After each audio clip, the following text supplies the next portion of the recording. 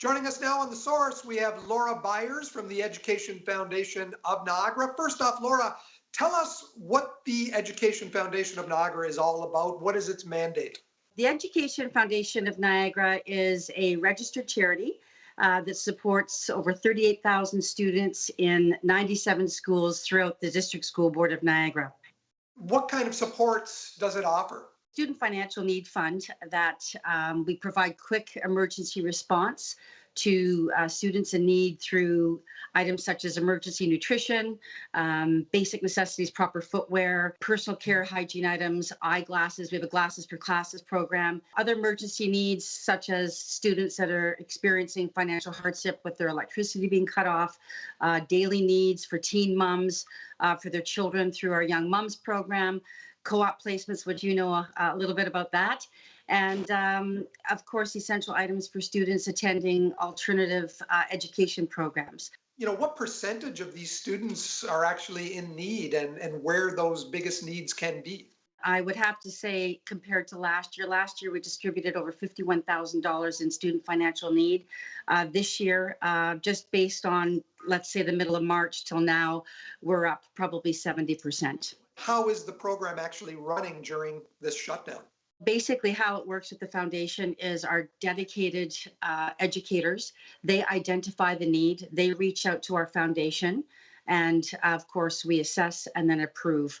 So right now, our teachers are reaching out to myself or Donna, who handles our program coordinating, and we approve. And then the teachers, educators provide the information, and the gift cards are distributed.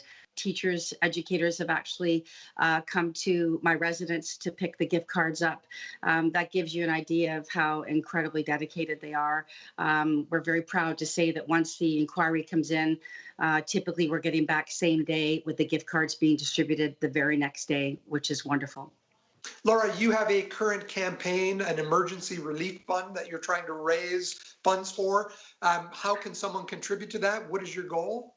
Well, the need goes on, and we decided to start an emergency relief campaign. The goal is set at $40,000 by the end of June. There is obviously a gap between what we can afford to do and need to do because we don't get any United Way funding or government funding. So this campaign is going to end at the end of June, and we're a quarter of a way there. So we're excited about that. If they want to donate, anyone listening, your listening audience, they can simply visit efnniagara.ca, or they can call me 905-980-1185. There's a lot of concern right now about the future of charities, and again, a lot of funding falling by the wayside. A lot of fundraisers for a lot of charities have been canceled or postponed.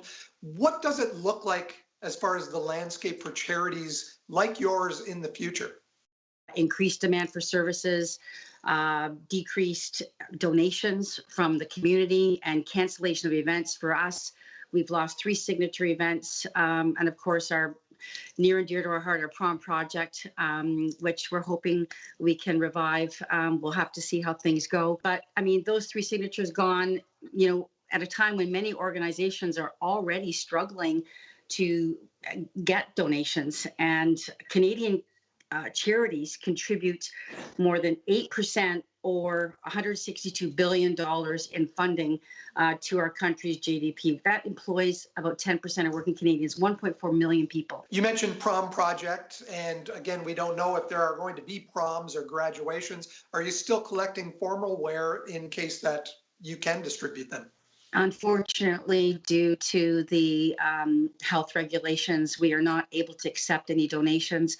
I can tell you, though, Penn Financial obviously has been a huge supporter of our foundation and kindly had all of their locations collecting up until the crisis hit. So everything is in safekeeping. We are ready once we get the word that we're able to move forward. And if we are, I have volunteers waiting in the wings. They are our lifeline. I don't know where we'd be, honestly, without them. And should there be a glimmer of hope that this is going to happen and the kids are coming back, we're ready. We have another plan in place. It might not look the same, but we'll be able to hopefully provide them with their formal gown. And perhaps if it's in the fall, that gives us a little bit more time, and these kids, I think it's that rite of passage that every student should have to be able to go to their prom.